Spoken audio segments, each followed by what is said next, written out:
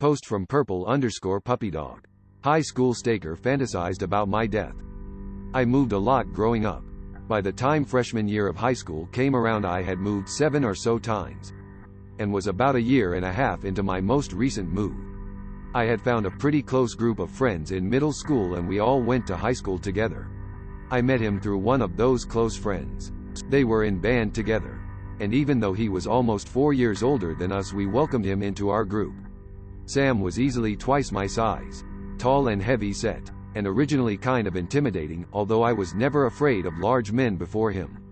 Lesson learned. I had a kind of bad home life, and I spent as much time as I could at school, sometimes hanging around the school campus until 6 or 7 at night with this friend group. 3 of us lived in the same direction, and we would walk the half-hour trip together until our paths split. One slightly colder evening, Sam offered to walk me home since the others had gone home already. I just thought he was being a gentleman. He mentioned something from a previous move when he lived in California. He didn't walk a friend home and something horrible happened. He left it at that, and I let him walk me home. We got a lot closer after that. We bonded over both living in California and exchanged numbers. He would message me late into the night about his depression and self-harm, and I just wanted to help. A few months later, he tried asking me out. It was this big romantic gesture. He learned a Disney song on the ukulele and sang to me in the cafeteria. But I was already dating someone, and when I turned him down, he got angry. A freaky, quiet, twitchy kind of angry. I felt so bad. I started seeing him everywhere. We were still friends. We still hang out in groups. But I would pass him on the street walking somewhere, and a few minutes later it'd see that he changed directions and had started to follow me. He would walk me to classes by following me in passing period at a distance. I started to minimize the group time we spent together, and he would follow me more.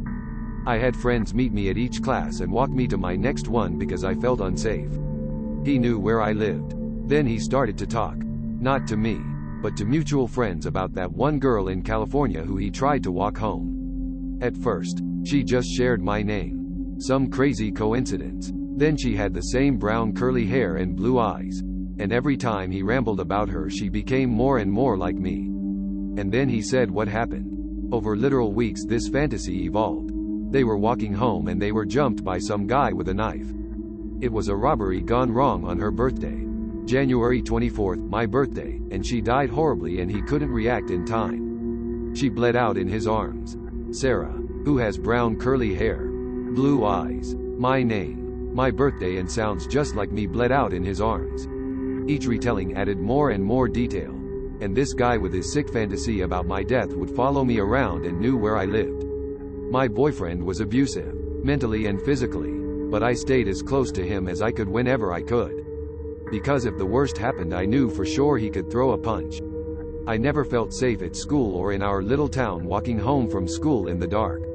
One day at school he had a breakdown, freaked out and ran out of the school in a panic. I was sent after him and I found him curled up on the floor. I got closer. I knew about his anxiety and depression, and my safety aside, I wanted to make sure he was okay. It was then that he told me this horrifying story that I had been hearing from mutual friends with added details. We had been walking home from a concert in California. We passed a dark alley and a homeless man came out with a rusty knife and asked for anything valuable. I fumbled for my phone. I didn't have anything else on me, and he thought I was calling the cops. He stabbed me, once, twice, again and again, and Sam stood there horrified. He saw red and grabbed a broken glass bottle near my body and attacked the homeless man. He killed him with his own knife. He told me he killed someone. My stalker killed someone. It didn't matter how messed up he was anymore. I didn't care if it was a fantasy or real. I didn't care how it would affect his mental health anymore. I wanted to go to the police. I was scared for my life. My friends convinced me to go to the school counselor first. That morning we went and told them everything. The stalking, the stories, how he admitted to murder, and that was the reason they moved from California. How I was afraid for my life and wanted to call the police. The counselor didn't take us seriously. She went to the principal, and the principal, not a mental health expert, called Sam in to talk about the accusations. The principal then informed me that he did not think that Sam had any kind of mental illness or that I was in any danger. And that was that. I lost faith in adults. Gave up on going to the police.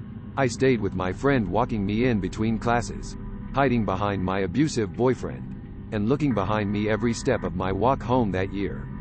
The counselors ended up gaslighting us to the point where this all feels like a fever dream now.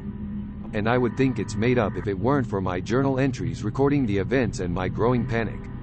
And the similar stories from my friend group. Edit. Clarifying some confusion. I don't think anyone actually died in California. I think he is a pathological liar and that he was so deep in a fantasy that he had convinced himself it was real. No. I wasn't physical hurt, but it was emotionally scarring, and the threat that he posed to me was 100% real. Hey Sam. Let's not meet again. Please remember to like, comment and subscribe. Please remember to like, comment and subscribe.